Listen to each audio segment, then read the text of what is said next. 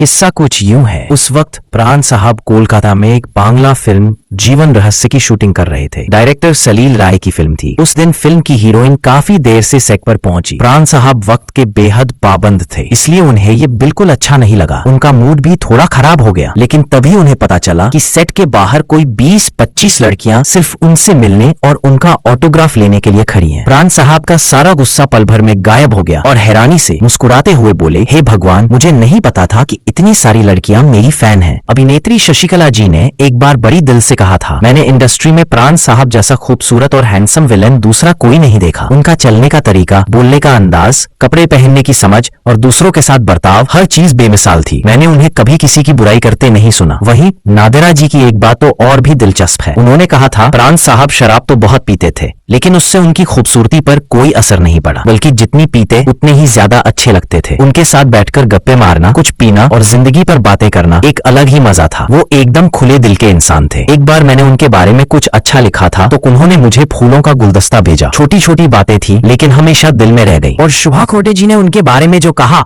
वो भी काबिले तारीफ है। प्राण साहब जमीन से जुड़े हुए इंसान थे। उनमें रत्ती भर भी घमंड नहीं था। कभी अपने सीनियर होने का रौब नहीं दिखाया, बल्कि नए कलाकारों की मदद करते थे। मैंने उनके साथ कई फिल्में की, लेकिन कभी ये महसूस नहीं हुआ कि मैं उस दिग्गज एक्टर के साथ काम कर रही हूँ जिसे मैंने बचपन में मुनीम जी, आजाद और हलाकू जैसी फिल्मों में देखा था। वो इतने सहज और विनम्र थे। मैं तो सोचती थी कि इतने हैंडसम होकर भी ये हीरो क्यों नहीं बने। फिर लगा कि शायद विलेन को हीरो से ज्यादा खूबसूरत दिखना चाहिए, और प्राण साहब तो बिल्कुल वैसे ही थे।